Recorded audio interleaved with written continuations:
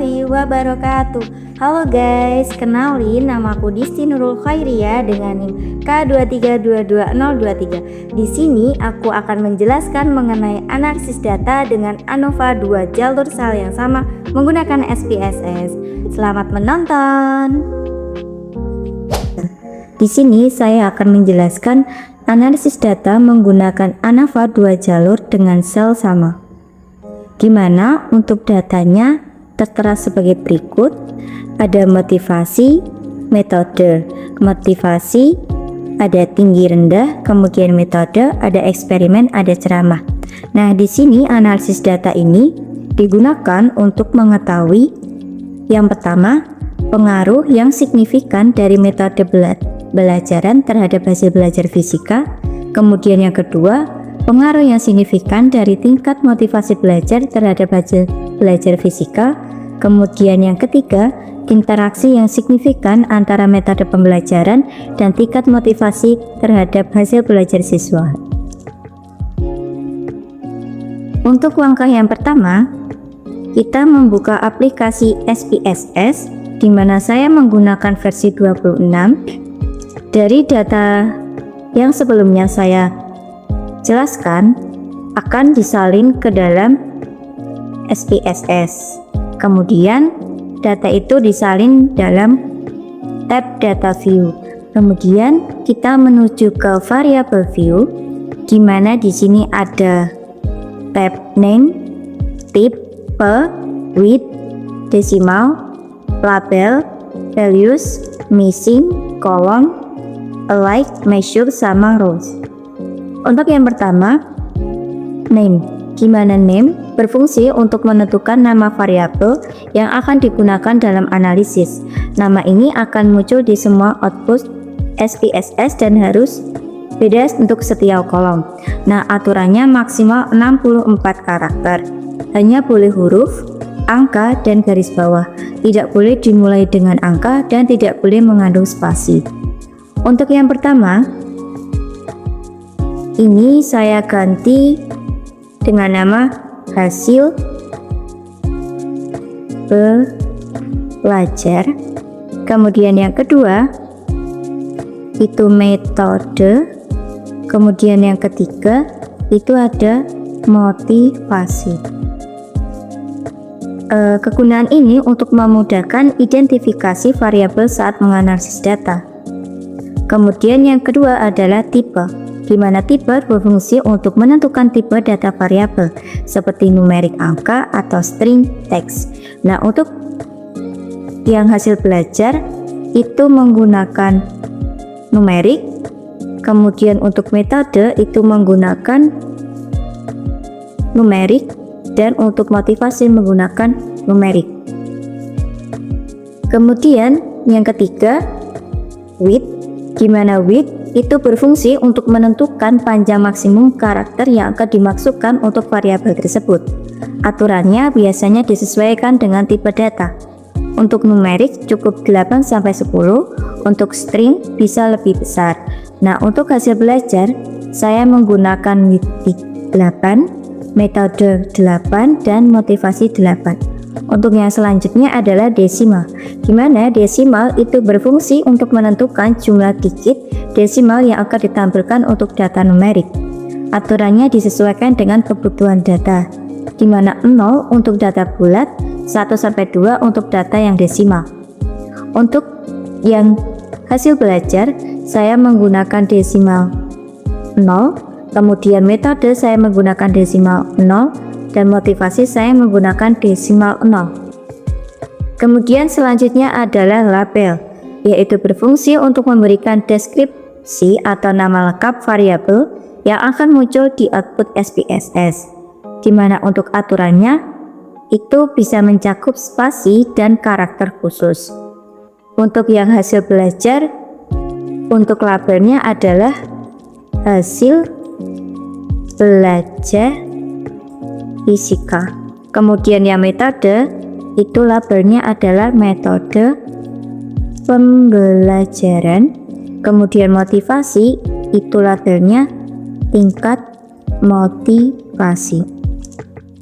Untuk yang selanjutnya adalah values, di mana values berfungsi untuk menentukan nilai numerik dan label teks yang terkait dengan kategori untuk variabel kategorial. Misalnya, 1 eksperimen 2 ceramah. Untuk hasil belajar tetap seperti ini. Kemudian untuk metode bisa dengan mengklik tanda titik 3 sebelah kanan, kemudian akan muncul kotak seperti ini. Untuk value itu dituliskan 1, kemudian untuk label diketikkan eksperimen, kemudian bisa di add, kemudian untuk value diisi 2, kemudian label diisi ceramah, kemudian di add. Kalau sudah, kita klik OK. Kemudian untuk motivasi sama seperti cara di atas, dengan kita mengklik titik 3 di sebelah kanan, kemudian akan muncul kotak seperti ini. Kita isi value jadi 1, kemudian label adalah tinggi, kemudian kita add, kemudian value kita isi 2, kemudian label kita isi rendah, kemudian kita add. Kalau sudah, kita OK.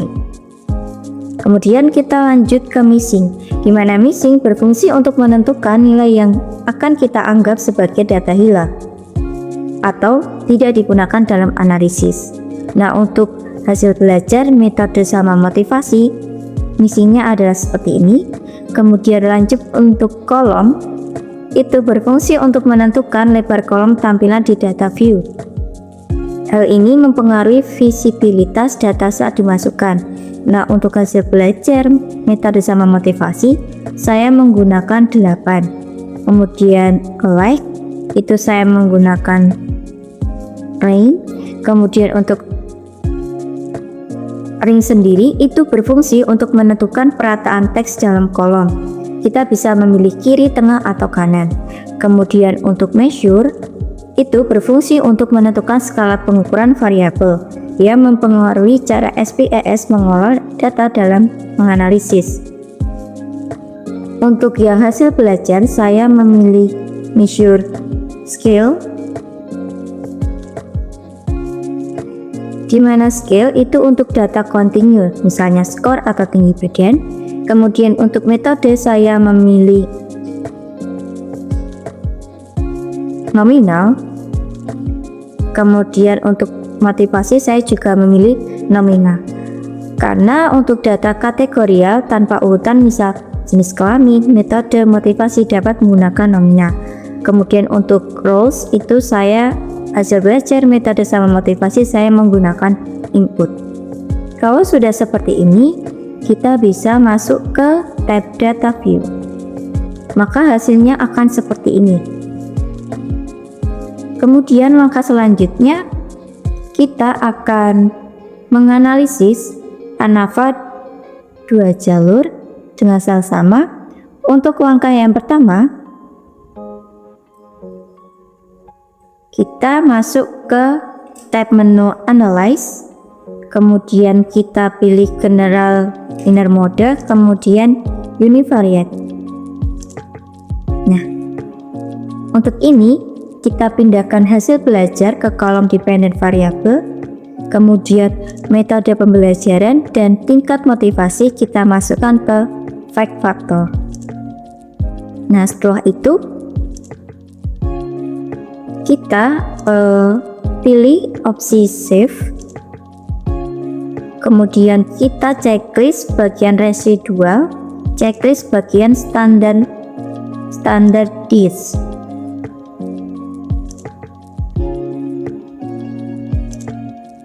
Kemudian kita pilih continue, kemudian kita pilih OK.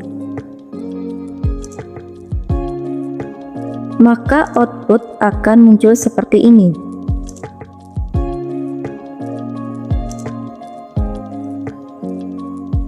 Kemudian kita kembali ke SPSS yang tadi, di mana akan muncul variabel baru seperti ini.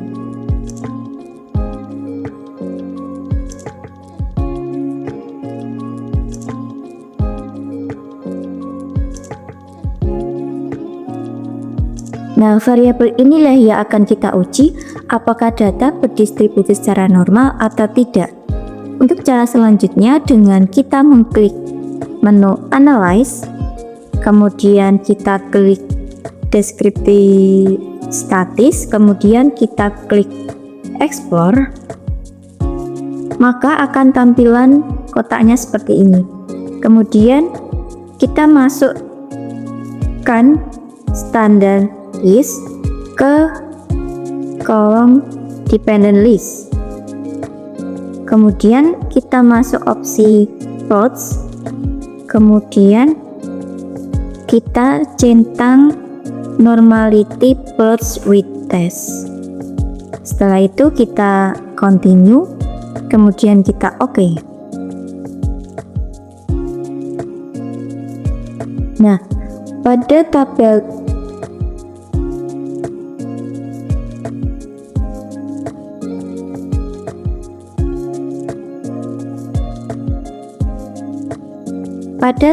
test of normality,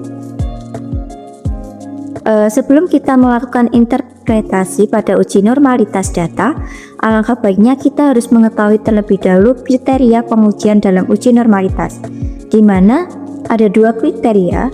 Jika nilai signifikasi kurang dari 0,05, maka nilai residual standar berdistribusi tidak normal. Kemudian syarat yang kedua adalah jika nilai signifikasi lebih dari 0,05, maka nilai residual standar berdistribusi normal. Di mana pada output bagian test of normality, pada bagian Shapiro-Wilk diketahui bahwa nilai signifikan sebesar 0,563, di mana nilai tersebut lebih besar dari 0,05, maka dapat disimpulkan bahwa nilai residual standar berdistribusi secara normal. Artinya, asumsi normalitas data sudah terpenuhi. Berhubung asumsi normalitas dapat terpenuhi, maka kita bisa melakukan uji ANOVA 2 jalur. Dikarenakan uji ANOVA 2 jalur tersebut merupakan bagian dari statistik parametrik, di mana asumsi normalitas data harus terpenuhi. Maka kita langsung aja melakukan uji ANOVA 2 jalur, di mana kita kembali ke SPSS tadi.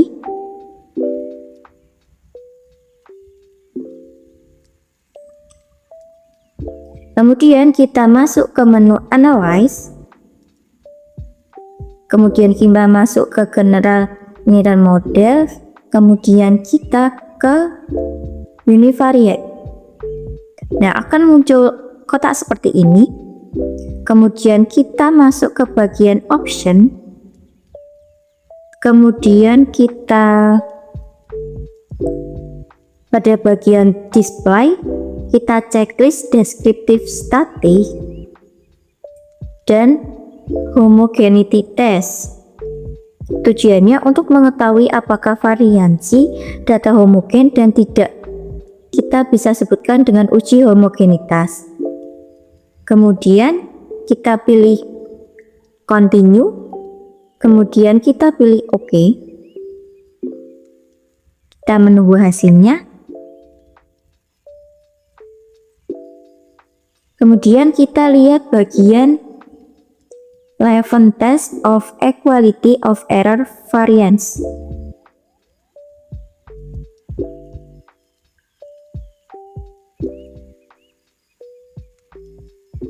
Nah, setelah kita melihat tabel ini, sebelum kita melakukan interpretasi pada output uji homogenitas, kita harus mengetahui tentang kriteria pengujian dalam uji homogenitas, di mana ada dua kriteria. Yang pertama, jika nilai signifikan kurang dari 0,05, maka varian data tidak homogen. Kemudian jika nilai signifikan lebih dari 0,05, maka varian data homogen. Nah, kita bisa melihat bahwa setelah mengetahui interpretasi pada output uji homogenitas, diketahui bahwa nilai signifikan yang terlihat adalah sebesar 0,740, 0,732, 0,736. Gimana nilai tersebut itu lebih besar dari 0,05, maka bisa disimpulkan bahwa varian data sudah homogen. Nah, output paling penting dalam ANAVA 2 jalur ini, sebelum melakukan interpretasi, maka kita harus tahu tentang dua kriteria pengujian ANAVA 2 jalur. Di mana yang pertama adalah jika nilai signifikan kurang dari 0,05, maka ada perbedaan secara signifikan penggunaan hasil belajar fisika berdasarkan variabel faktor, yaitu metode pembelajaran dan tingkat motivasi. Kemudian syarat yang kedua adalah jika nilai signifikan lebih dari 0,05, maka ada perbedaan secara signifikan penggunaan hasil belajar fisika berdasarkan variabel faktor, yaitu metode pembelajaran dan tingkat motivasi. Nah, kita dapat melihat pada tabel test of between subject effect, di mana adalah seperti ini. Nah, setelah kita mengetahui kriteria pengujian dalam ANAVA 2 jalur, selanjutnya kita bisa melakukan interpretasi hasil output SPSS untuk uji ANAVA 2 jalur, di mana kita melihat bahwa untuk analisis output yang pertama, yaitu nilai signifikan sebesar 0,000, nilai tersebut lebih kecil dari 0,05, maka ada pengaruh secara signifikan penggunaan hasil belajar fisika berdasarkan variabel faktor, yaitu metode pembelajaran. Kemudian yang kedua adalah untuk analisis output. Yang kedua, nilai signifikan sebesar 0,000, di mana nilai tersebut lebih kecil dari 0,05, maka ada pengaruh secara signifikan penggunaan hasil belajar fisika berdasarkan variabel faktor, yaitu tingkat motivasi. Kemudian untuk yang ketiga, yaitu untuk analisis output yang ketiga, nilai signifikan sebesar 0,04, di mana nilai tersebut lebih kecil dari 0,05, maka ada interaksi antara metode pembelajaran dan tingkat motivasi dalam belajar fisika. Adapun penjelasan tambahan mengenai beberapa kriteria sebagai berikut, yaitu yang pertama kriteria pengujian dalam uji normalitas, yaitu jika nilai signifikan kurang dari 0,05, maka nilai residual standar berdistribusi tidak normal. Jika nilai signifikan lebih dari 0,05, maka nilai residual standar berdistribusi normal. Kemudian yang kedua adalah kriteria pengujian dalam uji homogenitas, yaitu jika nilai signifikan kurang dari 0,05, maka varian data tidak homogen. Jika nilai signifikan lebih dari 0,05, maka varian data homogen.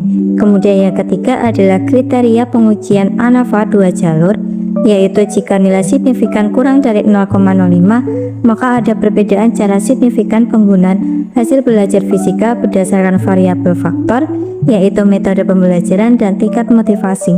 Kemudian jika nilai signifikan lebih dari 0,05, maka ada perbedaan secara signifikan penggunaan hasil belajar fisika berdasarkan variabel faktor, yaitu metode pembelajaran dan tingkat motivasi.